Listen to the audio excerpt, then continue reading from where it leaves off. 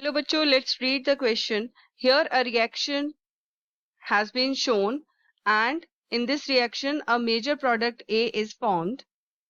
The number of hyperconjugation structures involved in the to stabilize carbocation formed in the above reaction is option number A is 7, option number B is 8, option number C is 9, and option number D is 12.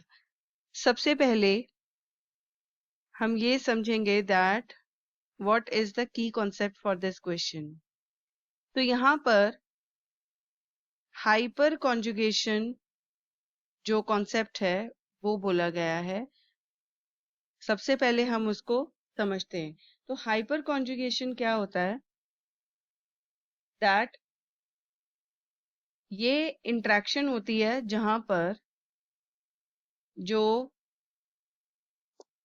Sigma bond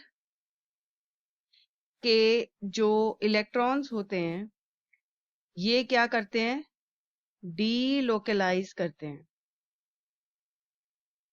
और कहां पर करते हैं?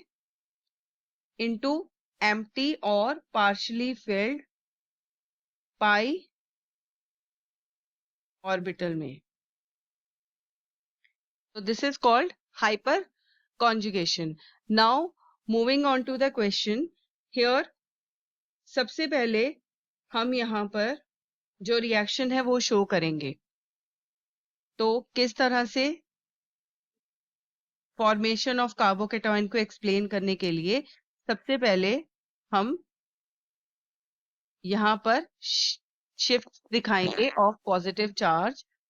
And यहाँ पर क्या है? CH3, यहाँ पर है OH जिसके पास 2 लोन पेयर ऑफ इलेक्ट्रॉन्स हैं, और जो HBr है उसका हम H पॉजिटिव ले लेंगे।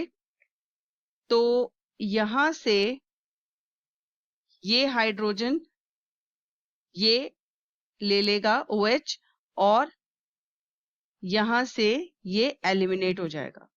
तो आफ्टर दैट क्या स्ट्रक्चर बनेगा? यहां पर इस तरह से हम दिखाएंगे, यहां पर CH3 और इधर पॉजिटिव चार्ज। अब ये यहां पर शिफ्ट हो जाएगा, यानी कि इस शिफ्ट को हम बोलते हैं मिथाइल शिफ्ट।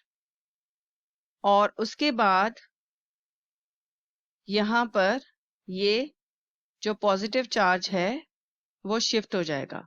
तो पॉजिटिव चार्ज यहां पर आ चुका है, और यहां पर हम दिखा देंगे CH3 और हाइड्रोजन। अब अगेन यहां पर क्या हो जाएगा?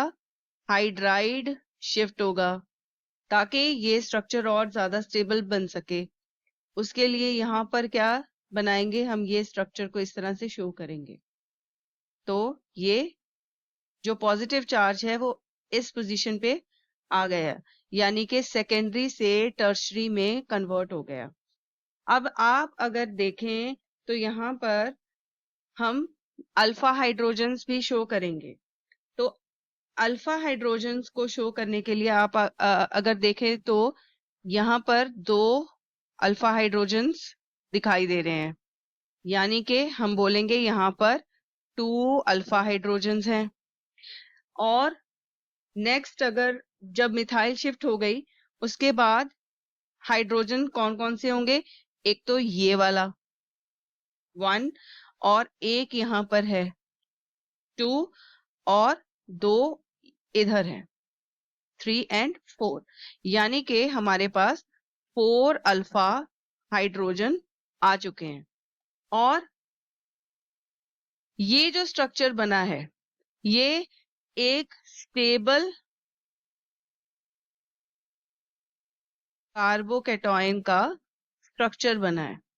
तो इस स्ट्रक्चर को एज अ होल हम क्या कंसीडर करेंगे? एक स्ट्रक्चर कंसीडर करेंगे, क्योंकि इसके जो अल्फा हाइड्रोजन है हम उसको काउंट नहीं करेंगे।